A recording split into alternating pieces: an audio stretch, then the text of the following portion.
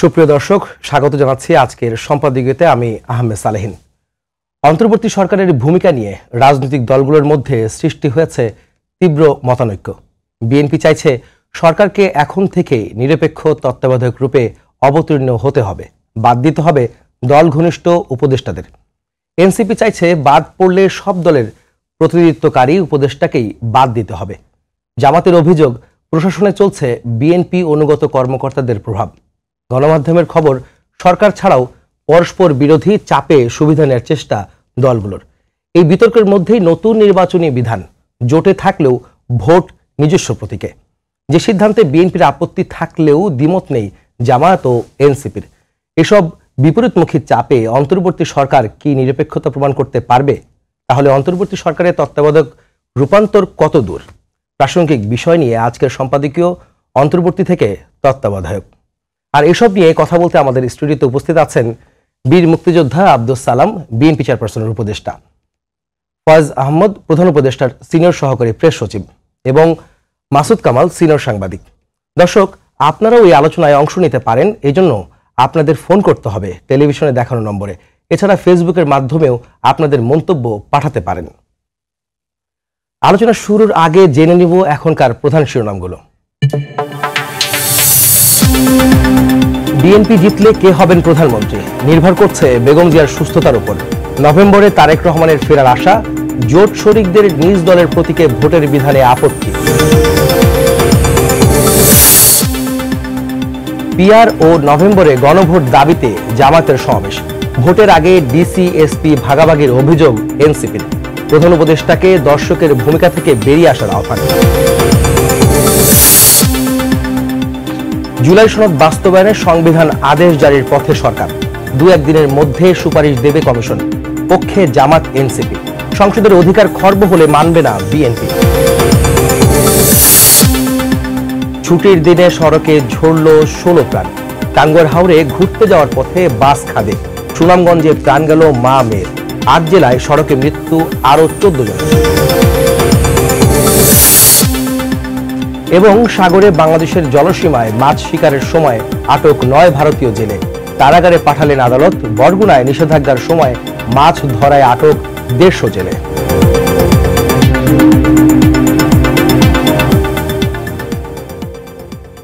দর্শক, আজকে আমাদের সম্পাদকীয় অন্তর্বর্তী থেকে তত্ত্বাবধায়ক। এই ইস্যুতে আমরা প্রথমে প্রশ্ন করতে চাই আমাদের সিনিয়র সহকারী প্রেস সচিব ফয়েজ আহমদ সাহেবকে, যিনি বলবেন আসলে যে অন্তর্বর্তী সরকার আসলে কবে নাগাদ তত্ত্বাবধায়কের ভূমিকা নামতে হবে, যেটি বিএনপি এর আগে কয়েকদিন আগে প্রধান উপদেষ্টার সঙ্গে বৈঠক করে সেই দাবি জানিয়ে এসেছিল। তাদেরকে নিরপেক্ষতার প্রশ্নে তারা বলেছেন যে তত্ত্বাবধায়কের ভূমিকায় যদি সরকার যেতে পারে তাহলে আগামী নির্বাচন সুষ্ঠু অবাধ হওয়া সম্ভব হবে। এর সঙ্গে আরো কিছু বিষয় এসেছে।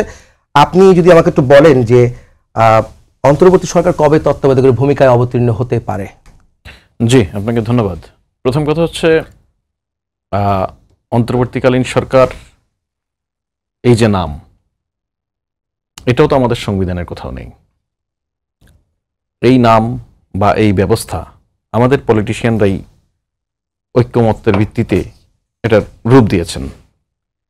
এখন এই নামটাই যদি সে সময় অন্তর্বর্তীকালীন সরকার না বলে তত্ত্বাবধায়ক সরকার বলতেন, এটার নাম তত্ত্বাবধায়ক কি হতো? তত্ত্বাবধায়কের একটা ইটসেলফ লিগ্যাল টার্ম আছে, যেহেতু আমাদের এখানে তত্ত্বাবধায়ক নামেই একটা সরকারের ব্যবস্থা ছিল, যেটা বেসিক্যালি নির্বাচনকালীন একটা সরকার। সুতরাং মূল কথা হচ্ছে নির্বাচনকালীন সরকার।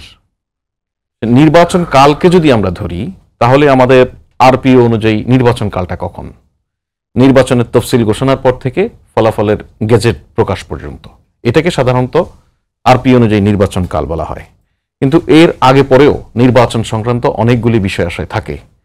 সো আমাদের যেহেতু একটি নির্বাচিত সংসদের বাহিরে এসে অন্য একটি ব্যবস্থাপনার মধ্য দিয়ে আগামী নির্বাচন অনুষ্ঠানের জন্য এখন কার্যক্রম চলছে, সে সময় বর্তমান সরকার, ধরুন এই যে আরপিও সংশোধনের কথা আপনি আপনার শিরোনামে বলছিলেন, আরপিও সংশোধন যে এই সরকারের সময় হয়েছে, এটা কেন হয়েছে? উদ্দেশ্যটা কি? নির্বাচনকে ঘিরেই।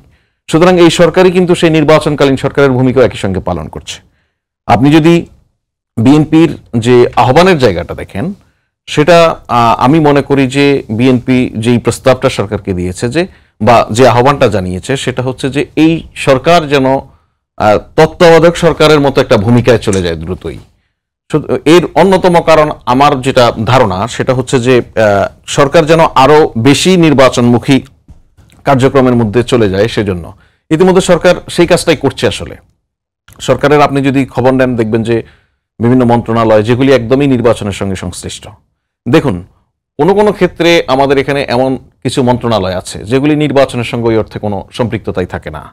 কিন্তু আপনি যদি তত্ত্বাবধায়ক সরকারের অতীত দেখেন তাহলে সে সময় ওই মন্ত্রণালয়গুলির দায়িত্বপ্রাপ্ত উপদেষ্টারা কিন্তু ছিলেন। তার মানে কি, একই সঙ্গে আমার দেশের নির্বাচন যেমন চলবে, অপরাপর অ্যাডমিনিস্ট্রেটিভ ওয়ার্ক তো বন্ধ থাকবে না, সেগুলিও চলবে।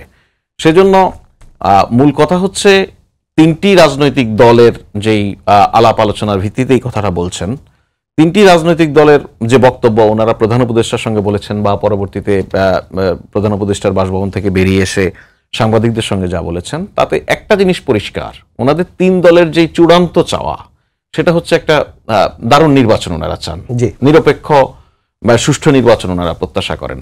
ওনাদের আলটিমেট প্রত্যাশার সঙ্গে সরকারের যে প্রত্যাশা, যে প্রস্তুতি বা যে চাওয়া, সেটার মধ্যে কোনো পার্থক্য নেই। সুতরাং এখানে আপনি যে জায়গায় বলছেন যে তীব্র মতানৈক্য, এখানে আসলে তীব্র মতানৈক্যের কিছু নেই। এখানে আপনি আবার অপরদিকে বলছেন যে এটা এক ধরনের প্রেশারও। এই প্রেশারটা কোথায়?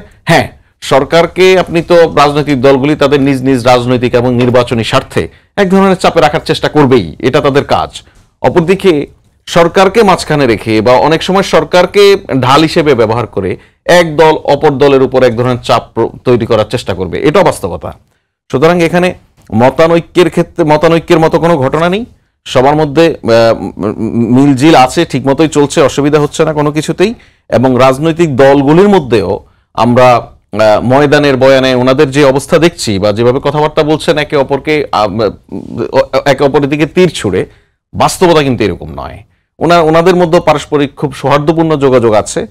ওনারা সবচেয়ে বড় বিষয় হচ্ছে ওনারা তিনটি দলের কথাও যদি আপনি বলেন, এই তিনটি দলও কিন্তু এই জায়গায় খুবই ঐক্যবদ্ধ যে আগামী নির্বাচনটা ফ্রি ফেয়ার করতে হবে। কারণ আগামী নির্বাচন যদি ফ্রি ফেয়ার না হয়, এর যেই কুফল সেটা কিন্তু মানে এমন না যে শুধু এই সরকারকে বহন করতে হবে, ওনাদেরকে বহন করতে হবে, সবাইকে বহন করতে হবে। সুতরাং ওই জায়গা থেকে এখানে আসলে মতানৈক্যের মতবিরোধের আর মতো কোনো ঘটনা আসলে নেই। সুতরাং ফয়েজ ভাই, আসলে আপনার কথা আমি পরিষ্কার, সবাই আসলে নির্বাচন, সুষ্ঠু নির্বাচন চায়।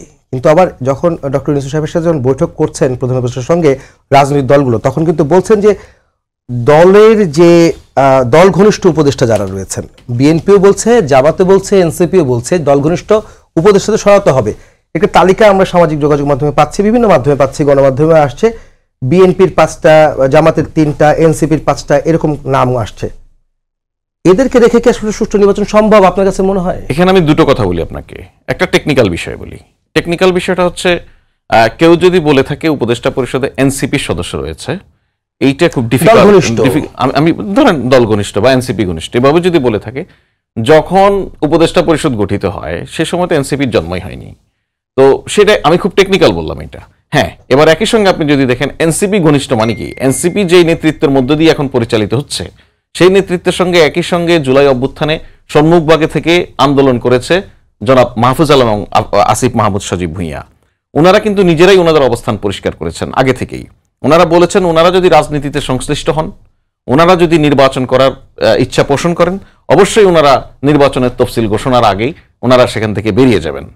এখন প্রশ্ন হচ্ছে, আপনি ওনাদের যে অ্যাফিলিয়েশনটা, এটা অনেকটা পরিষ্কার, বিকজ আমরা কদিন আগে ওনাদের এই অ্যাফিলিয়েশনটা মানে ওনাদের রাজনৈতিক অবস্থান বা আন্দোলনের সহ অবস্থানটা আমাদের সবার সামনে ছিল। অপরদিকে উপদেষ্টা পরিষদের অপর যে সমস্ত সদস্যরা আছেন তাদের বিষয়েও তারা এই এনসিপির লোকজন কথা বলছে, যদি কাউকে এনসিপি হিসেবে দেখানো হয় সেক্ষেত্রে এই উপদেষ্টা পরিষদে তো বিএনপি, জামাত তাদের মতামতের ভিত্তিতেও তাদের দেয়া নাম থেকে উপদেষ্টারা এসেছেন। এই জায়গাগুলি বাহিরে এসে যেভাবে আলোচনা হচ্ছে, ভিতরে কিন্তু আলোচনাটা এরকম নয়। আসলে ভিতরের আলোচনাটা ওনারা কিন্তু কাউকে সরিয়ে ফেলতে হবে, কাউকে এই করতে হবে, কাউকে এই করতে হবে, এই সমস্ত বিষয়ের মধ্যে নেই। ওনারা এই যাদের বিষয়ে কথা বলছেন বা যে সমস্ত নাম আপনি বলছেন সামাজিক যোগাযোগ মাধ্যমে আসছে, ওনাদের সঙ্গে সবগুলি রাজনৈতিক দলের নিবিড় যোগাযোগ আছে, ওনার প্রত্যেকের সঙ্গে। সুতরাং এইটা নিয়ে আসলে এটা বড় কোনো সংকটের জায়গা নয়, বরঞ্চ এইটা এই প্রক্রিয়ার মধ্য দিয়ে রাজনৈতিক দলগুলি একে অপরের উপরে এক ধরনের মনস্তাত্ত্বিক চাপ তৈরি করে রাখার চেষ্টা করছে, এটা আমাদের কাছে ফয়েজ ভাই, আমি যাবো একটু সালাম ভাইয়ের কাছে। সালাম ভাই, একটু বলবেন যে অনেকে তো অভিযোগ করছেন, আপনারা বলছেন যে তত্ত্বাবধায়কের ভূমিকায় বা আদলে আসতে হবে ডক্টর ইউনূসের অন্তর্বর্তী সরকারকে। তাহলে আপনাদেরও তো, যেমন ফয়েজ সাহেব বলছিলেন এবং জামাতও বলে থাকে, এনসিও বলে থাকে যে আপনাদের দলেরও কিছু দল ঘনিষ্ঠ লোক উপদেষ্টা পরিষদে আছে, তাদের বিষয়ে আসলে আপনাদের বক্তব্য কি? এবং এইটা রেখে কি আসলে বর্তমান সরকার, অন্তর্বর্তী সরকার নিরপেক্ষতা রেখে নির্বাচন করতে পারবে? সরি, আপনাকে ধন্যবাদ এবং আমার সহ দুই আলোচক ওনাদেরকে ধন্যবাদ জানাই, যারা দেখছেন শুনছেন তাদেরকে ধন্যবাদ। আমাদের কোনো আপত্তি নাই, ওনারা যদি মনে করে যে কারো প্রতি বিএনপির মানে উইকনেস আছে, বিএনপির কোনো উইকনেস নাই। আমরা বলতেছি একটাই কথা, যে একটা নিরপেক্ষ তত্ত্বাবধায়ক সরকারের যে চরিত্রটা, সেই চরিত্রটা যাতে নির্বাচনকালীন সরকারের থাকে, যাতে নির্বাচনটা নিয়ে পরবর্তী পর্যায়ে কোনো প্রশ্ন না আসে। এটা নির্বাচন আপনি করলেন আর একটা কারো ব্যাপারে যদি আপত্তি আসে, তাহলে তার নিজেই সরে যাওয়া উচিত, তার নিজেই সরে যাওয়া উচিত, নির্বাচনটার ব্যাপারে যাতে কোনো প্রশ্ন না আসে। এই জন্য যদি এরকম কোনো ব্যক্তি থাকে উপদেষ্টা পরিষদে, আমাদের কোনো কারো মধ্যে কোনো ফ্যাসিনেশন নাই। যদি তারা মনে করে যে হ্যাঁ, আমরা যে ইতিমধ্যে তো কয়েকজনের ব্যাপারে জনসমক্ষে এটা প্রশ্ন চলে আসছে, এই ব্যাপারে তো কোনো ডাউট নাই। পত্রপত্রিকা, মিডিয়া, বিভিন্ন কারণে, বিভিন্ন কিছুতে তাদের অ্যাক্টিভিটিস, তাদের বক্তব্য, তাদের ভূমিকা ইত্যাদি কারণে তো তারা অলরেডি প্রশ্নবোধক হয়ে গেছে। কাজে তার বাইরেও যদি কেউ থাকে, তারা যদি মনে করে যে বিএনপির সাথে তার সম্পৃক্ত আছে, তাকে সরে দিক বা সে নিজেও সরে যাক, আমাদের কোনো আপত্তি নাই, যে ওকে থাকতেই হবে। আমরা চাই একটা ফ্রি অ্যান্ড ফেয়ার একটা ইলেকশন হোক, সেটার জন্য যা দরকার সেটাই যাতে হয়। আর এখানে আপনি যেটা বলছেন যে তীব্র মতানৈক্য, আমি ফয়েজ সাহেবের সাথে একমত। এখানে তীব্র মতানৈক্যর কিছু নাই, সবাই একটা জায়গায় কিন্তু আমরা একমত, যেটা আমরা চাই যে একটা এমন একটা সরকারের ভূমিকাটা এমন হোক যাতে নিরপেক্ষ নির্বাচন নিয়ে কোনো প্রশ্ন না আসে। এটা জামাতের আঙ্গিকে বলতেছে, এনসিপির আঙ্গিকে বলতেছে, ঠিক আছে, টোটালটাকে সমন্বয় করে আপনি করে ফেলেন না, আমাদের তো কোনো আপত্তি নাই, আমাদের কোনো আপত্তি নেই। ওই যে বললাম আমি বিগিনিংয়ে যে আমাদের কোনো ফ্যাসিনেশন নাই কারো প্রতি, যুবককে থাকতেই হবে, অন্য কারো যদি থাকে সেটাও থাকা। যেটা বলছিলেন সালাম ভাই, যে আসলে রাজনৈতিক দলগুলো আসলে মতানৈক্য নাই, তীব্র মতানৈক্য নাই, আপনি সেটাতে একমত।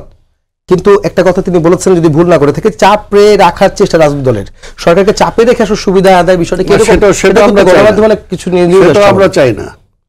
আমরা চাই সরকারটা চাপবিহীন অবস্থায় থেকে নির্বাচনটা করুক। অর্থাৎ সরকারের যে কয়জন মানে উপদেষ্টার সম্পর্কে বিভিন্ন রকম প্রশ্ন আসছে, তাদেরকে সরিয়ে দিয়ে একটা ফেয়ার উপদেষ্টা পরিষদ নিয়ে, আমরা তো বলছি, আমরা অন্যরা যেটা বলতেছে আমরা সেটা বলি নাই, আমরা বলছি ডক্টর ইউনূস সাহেব নির্বাচন করুক। এবং ডক্টর ইউনূস সাহেব আসছে, আমরা বিগিনিং থেকেই কিন্তু আর চাচ্ছিলাম, এটা আপনাদের বোঝা উচিত যে আমরা বিগিনিংয়ে কি বলছি, আসার পর আমরা একটা বলছিলাম আপনার একটা রোড ম্যাপ দেন, তারা রোড ম্যাপটা দেয় নাই।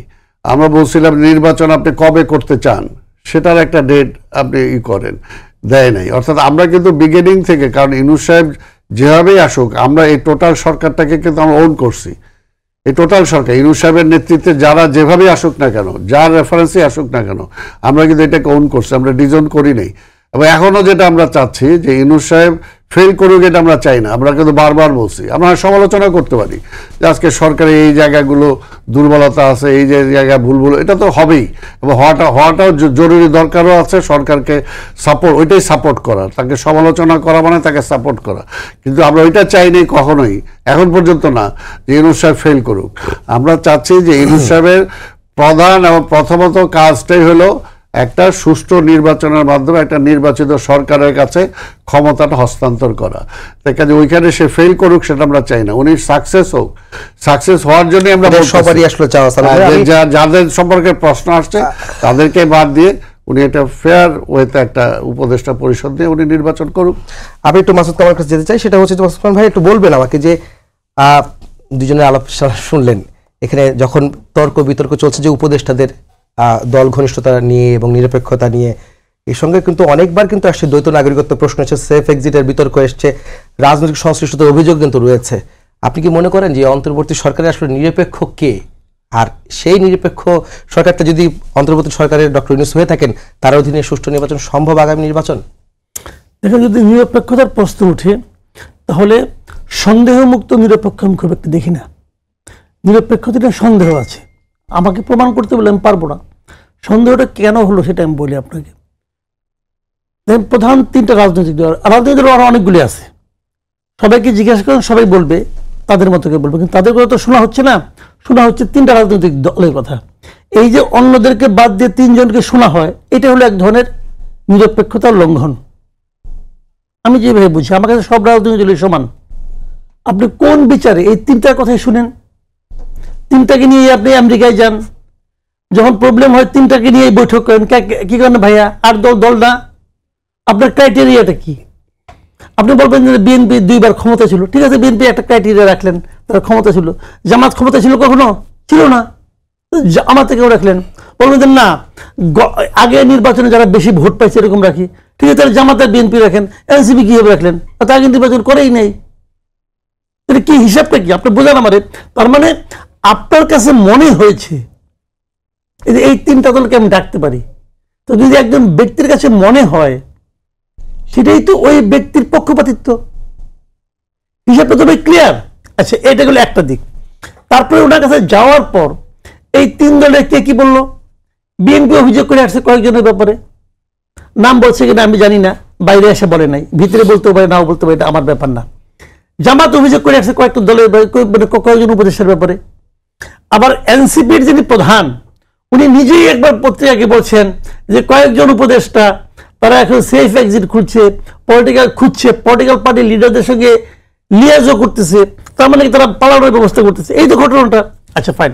আবার এনসিপির আরেক নেত্রী সামান্তা সাহেব, উনি বলেন যে উপদেষ্টাদের সবাই নাকি মানে পালানোর পথ খুঁজতেছে বলছে। আরেকজনে বলছে যে মৃত্যু ছাড়া কোনো পালানোর পথ নাই, এটাও কইছে একজনে।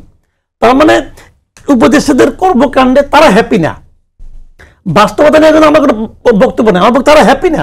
তাহলে সরকার যে 3টা দলকে গুরুত্বপূর্ণ মনে করে, এই 3 দলই তো তার উপদেষ্টাদের নিয়ে হ্যাপি না।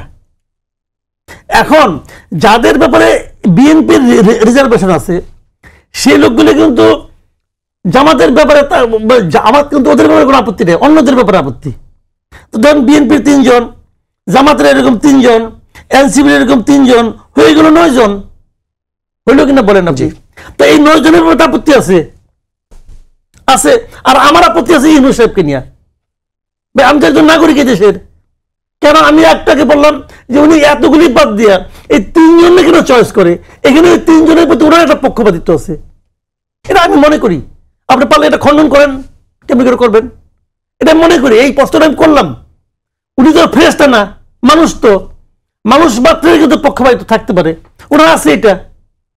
তো এই যদি হয় অবস্থা, তাহলে আপনি কিভাবে বলবেন যে এই সরকার পক্ষপাতহীন হিসেবে একটা নির্বাচন করতে পারবে? কেন? হিসাবটা কি? আরেকটা কথা বলে শেষ করি। এই যে আপনার সাপলা নিয়ে এত কাহিনী হচ্ছে, সাংবাদিকতা অনেক বছর ধরে আপনি করতেছেন, আমিও করছি। কোনদিন শুনছেন যে পলিটিক্যাল পার্টিকে যে প্রতীক দিতে বলা হয়, তারা একটা প্রতীক চাওয়ার পরে ইলেকশন কমিশন থেকে 2-3টা দেয়, এই 3টার মধ্যে বাঁচেন, তারা 3টার মধ্যে বাইসেন নিয়ে আসে। কিন্তু তারা যেটা চায় সেটাই দিতে হবে, এমন কোনদিন বলতে শুনছেন? আমি ভাই শুনি না, আমি শুনি নাই। আপনি শুনছেন কিনা যাই না। সালাম ভাই প্রবীণ মানুষ, উনি অনেকদিন ধরে পলিটিক্স করেন, উনি শুনছেন কিনা যাই না। এই যে তারা একটা আবদার করতেছে, ছেলে মানুষের আবদার, এটা নিয়ে কারো কোনো হেলদোল আছে? এবং এমন একটা এনভায়রনমেন্ট ক্রিয়েট করা হয়েছে যে তারা পাবে, তারাও জানে তারা পাবে। তাহলে পক্ষপাত কি গাছে ধরে? ইহাকেই পক্ষপাত বলে। কারণ ভাই, আপনি তো বলছিলেন যে আসলে পালানোর প্রশ্ন কেন আসলে আসছে, মানে এ বলছে তমকে পালাতে হবে, সে বলছে পালানোর রাস্তা পাবেন না, পালানোর প্রশ্ন কেন আসে? ওই কারণে আসে যখন কেউ টের পায় যে দিন তো শেষ, দিন শেষ হয়ে গেলে নতুন যে দল আসবে অথবা নতুন যে গভর্নমেন্ট আসবে, সেই গভর্নমেন্ট আমাকে জিজ্ঞাবে যে তুমি তো দায়িত্ব থাকতে এই কাজগুলি করছো, জবাব দাও। তার কাছে তো জবাব নাই, তখন সে কি করবে? যখন জবাব না, এটা ছোটবেলায় আমরাও করছি, কিন্তু একটা আকাম কুকাম করতাম, করে না ভাবতাম যে বাপে তো আমার ধরবো, গেলে পরে তো আমার ঘাড়ে বোধ ধরবো, তুই এটা কেন করছোস? তখন বুদ্ধি করতাম, যদি বেশি শেয়ানা হইতাম, করতাম কি পট করে চলে যেতাম ফুফুর বাড়িতে, ফুফুর সঙ্গে দেখা করতে আসছি। এখন বাপে আর যাই ফুফুরে তো খুব পছন্দ করে, ভাই বোনের সম্পর্ক। ফুফু দেখে দেখ কি করছো তুমি, কি করছো, বাড়ি যায় না কেন, মানে পলাই যেত আর কি। পরে গেলে 2-3 দিন পরে বাবা রাগ কমতো অথবা কমতো না, যাই কি হয়েছে। বিষয়টা হলো এরকম যে ওরা জানে ওনার কাছে কোনো জবাব নাই, আগাম কোগাম কিছু হয়তো করছে, জবাব যখন নাই আগামী গভর্নমেন্ট এসে ধরবো, ঘাড়ে বোধ ধরবে এসে নিয়ে, হিসাব দাও বুঝাও, একদিন কিছু বলতে পারি নাই, আগের থেকে হিসাব নিকাশ করতেছে কোন দিন পড়ানো যায়, রাস্তা খুঁজতেছে, এখন কিভাবে রাস্তা খুঁজবে, তখন সালাম ভাই সঙ্গে যোগাযোগ করে, সালাম ভাই আপনার লোক আমার এতদিনের পরিচয় সব কি ভুলে গেছেন, বলেন অমুক তমুক, দেখেন আমাদের একটু খেয়াল রাখেন, এগুলি এটা হলো লিয়াজো, যেটা বলছে নাহিদ ইসলাম বলছে না লিয়াজো করতেছে, এটা হলো লিয়াজো। ডক্টর ইউনূস যে প্রশ্নে আপত্তি তুলেছেন যে তার নিরপেক্ষতা নিয়ে আপত্তি আছে, তাহলে কি এই অন্তর্বর্তী সরকার কি পুনর্গঠন জরুরি মনে করেন আপনি? আমি জরুরি কিনা যাই না, কিভাবে কি করবে এটা ওনারা বুঝবেন, ওনারা জ্ঞানী মানুষ, আমরা সবাই তো আসলে বিতর্ক উঠাচ্ছে, নাম দিচ্ছে।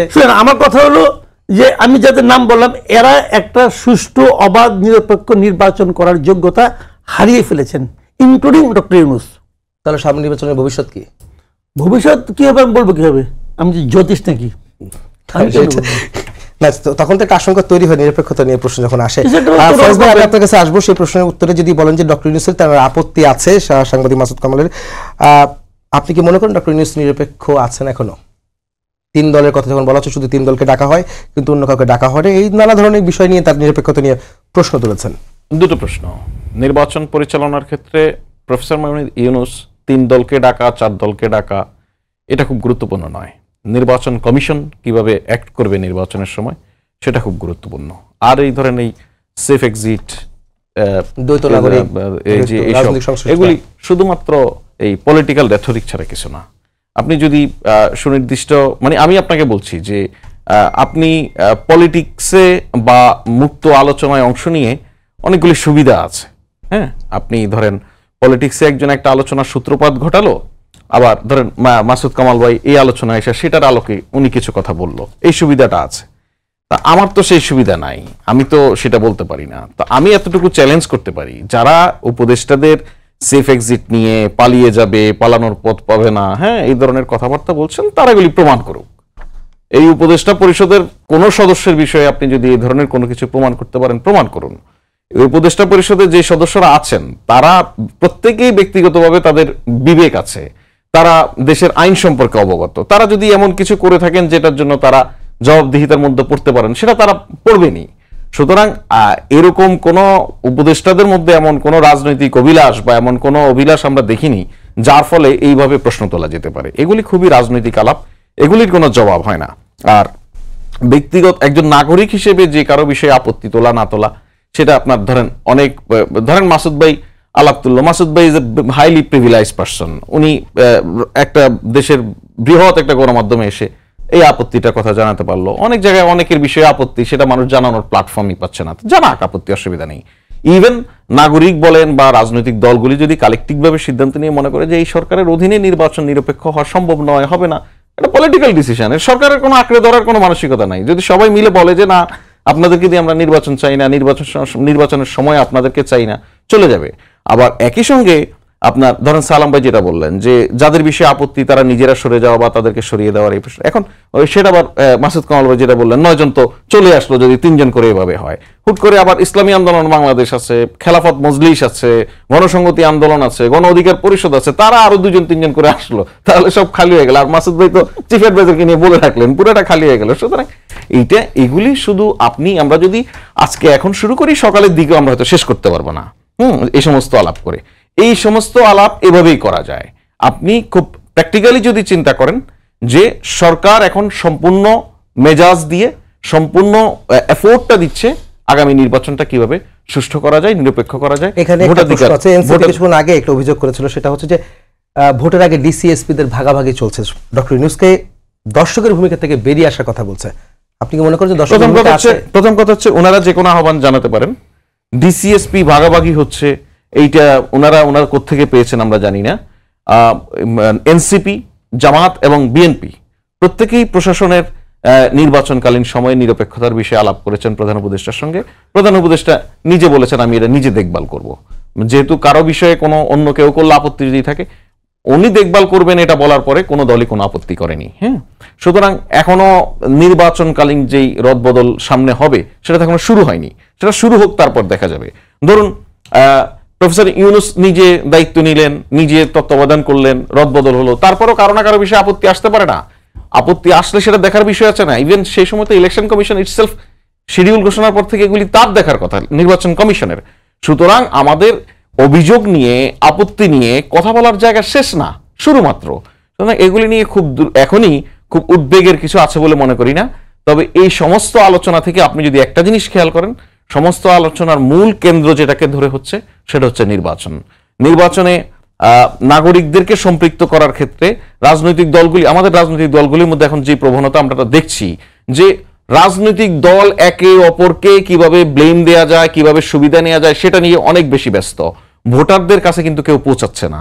সুতরাং এই যারা অভ্যুত্থানে নেতৃত্ব দিয়েছেন, যারা অভ্যুত্থানের সুবিধাভোগী বা যারা দীর্ঘদিন লড়াই সংগ্রামের মধ্যে ছিলেন, তারা প্রত্যেকেই কিন্তু মাথায় রাখতে হবে যে বাংলাদেশ রাষ্ট্রের জন্মের সূত্রপাত যদি আপনি ধরেন এবং তার পরবর্তীতে এখানে যত ধরনের সংঘাত সহিংসতার ঘটনা, সবকিছুর মূল কিরানক ছিল ত্রুটিপূর্ণ নির্বাচন।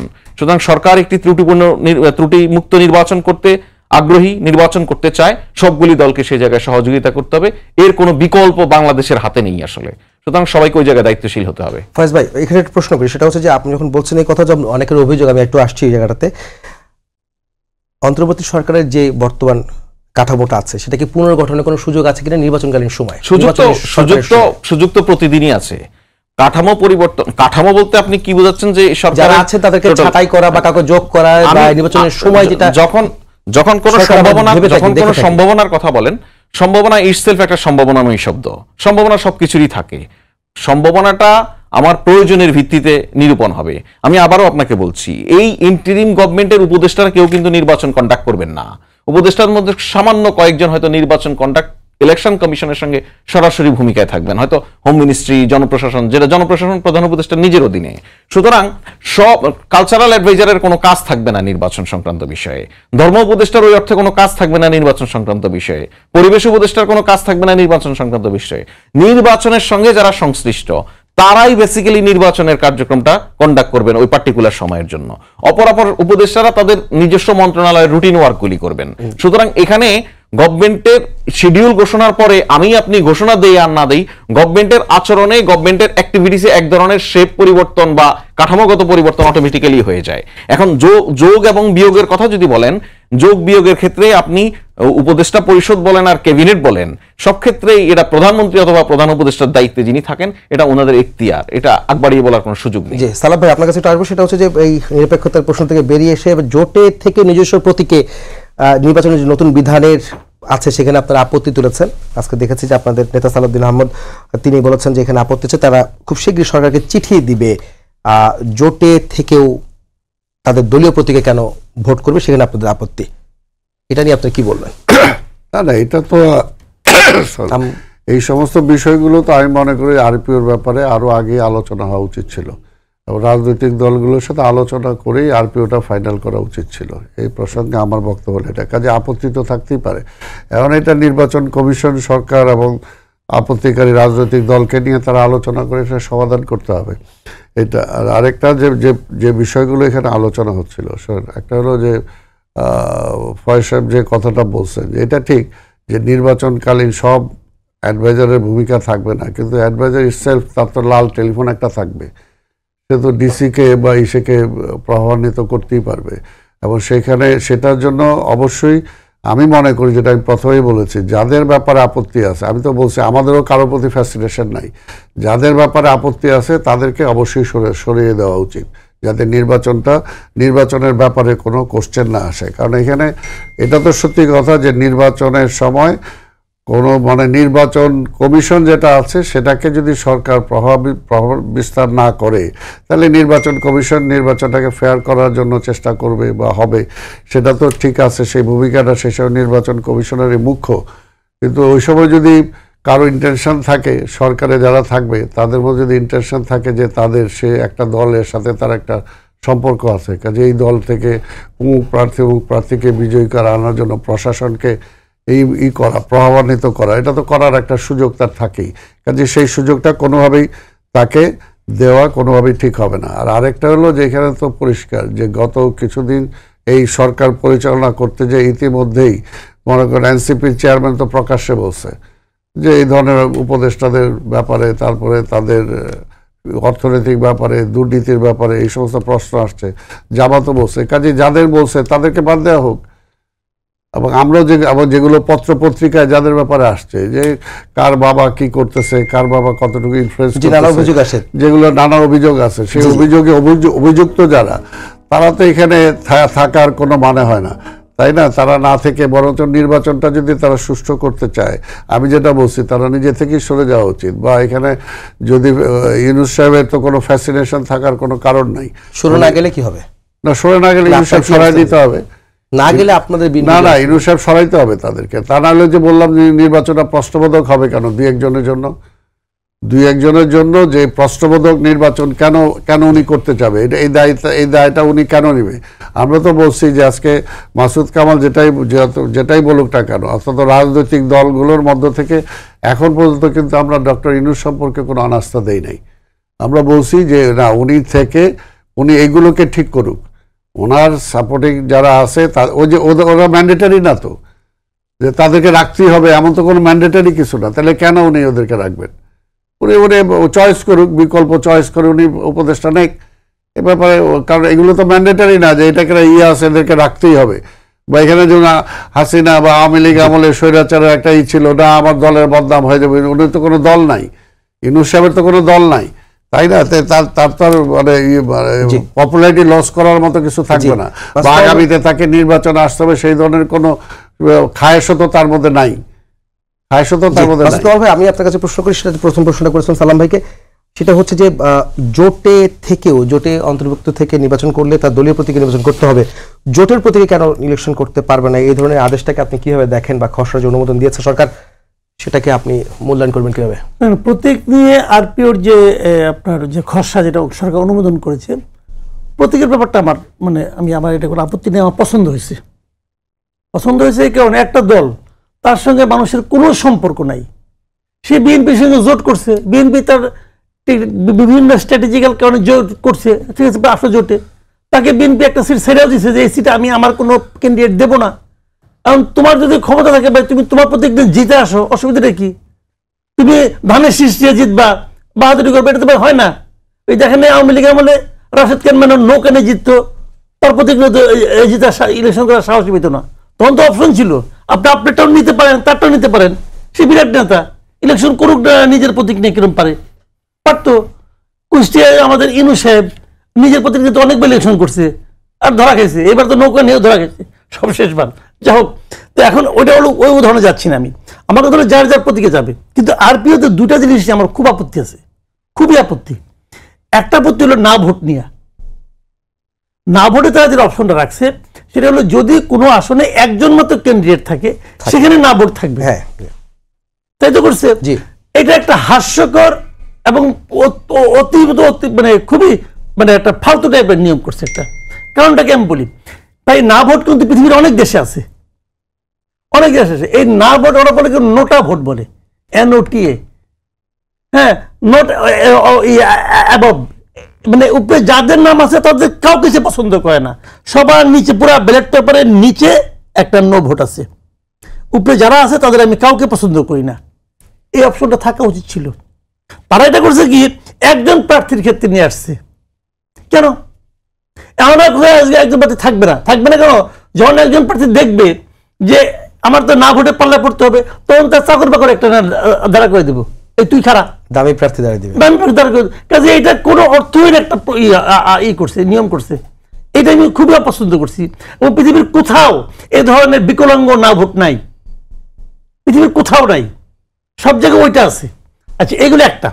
দ্বিতীয়টা হলো এই যে 1% যে লাগবে, সিগনেচার লাগবে, যদি স্বতন্ত্র প্রার্থী হয়, এটাও একটা ফালতু নিয়ম।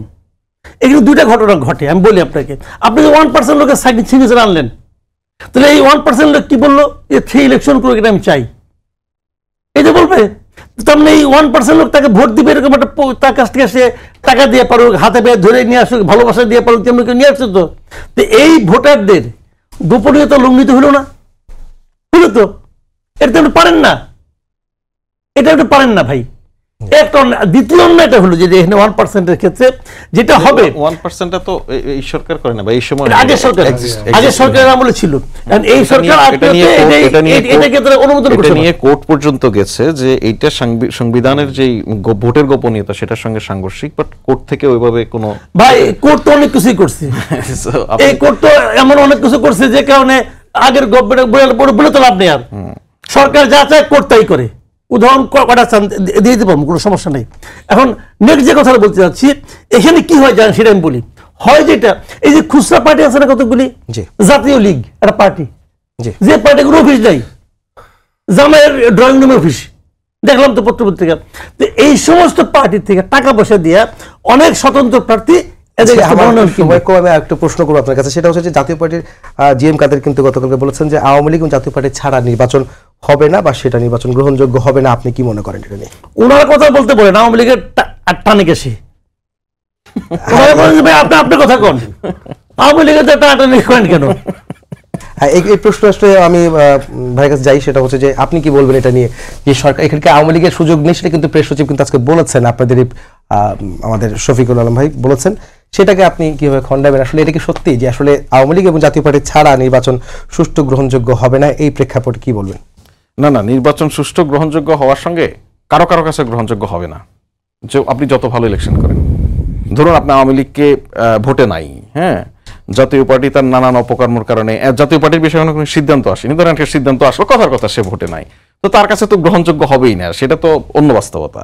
কিন্তু মূল কথা হচ্ছে আপনি যদি কোনো কিছু করে আপনি এভাবে লেজিটিমেট করার চেষ্টা করেন যে আওয়ামী লীগকে ভোটে আনতে হবে এই সময়ে, এটা আপনি বলতেই পারেন, কিন্তু এটা বাস্তবতার সঙ্গে সাংঘর্ষিক। এর অনেকগুলি আলাপ আছে, খুব বেশি তাত্ত্বিক আলাপে যাওয়ার সুযোগ নাই। শুধু এতটুকু বলছি, আওয়ামী লীগ ইটসেলফ একটা পলিটিক্যাল পার্টি হিসেবে তার সকল চরিত্র হারিয়েছে। গুম, খুন, আয়নাগর, নির্বিচারে মানুষ হত্যা, এগুলি যদি কোনো রাজনৈতিক দলের কর্মকাণ্ড হয় তাহলে সবগুলি রাজনৈতিক দল একই সঙ্গে তওবা করে রাজনীতি ছেড়ে দেওয়া উচিত। আপনি যদি আওয়ামী লীগকে একই সঙ্গে রাজনৈতিক দল হিসেবে মানেন, আওয়ামী লীগ আগে সাফ হোক, পরিষ্কার হোক, তাদের অন্যায়ের জন্য অনুতপ্ত এখনো হতে পারেনি, তারা এখনো কিছু অন্যায় মনে করছে না, সেই বাস্তবতা আপনি এটিকে রাজনৈতিক দল মনে করছেন কেন? আর আরেকটা বিষয় আমি আপনাকে বলি, শেষ করি, সেটা হচ্ছে গত 3টি নির্বাচনে যখন আওয়ামী লীগ নির্বাচনগুলি করেছে তখন এই দেশের অধিকাংশ ভোটাররা কোথায় ছিলেন? ভোট দিয়েছেন? ভোট তো দেননি, ঘরে বসেছিলেন। সো আপনি আওয়ামী লীগের যারা ভোটার তাদের জন্য তো অপশন আছে, ক্যান্ডিডেট আছে, ভোট দিতে পারবে। সবাইকে ধন্যবাদ আসলে আমাদের সঙ্গে যোগ দেওয়ার জন্য। সবাইকে ধন্যবাদ জানিয়ে শেষ করছি আজকের সম্পাদকীয়। আগামীকাল আবার দেখা হবে একই সময়। শুভরাত্রি।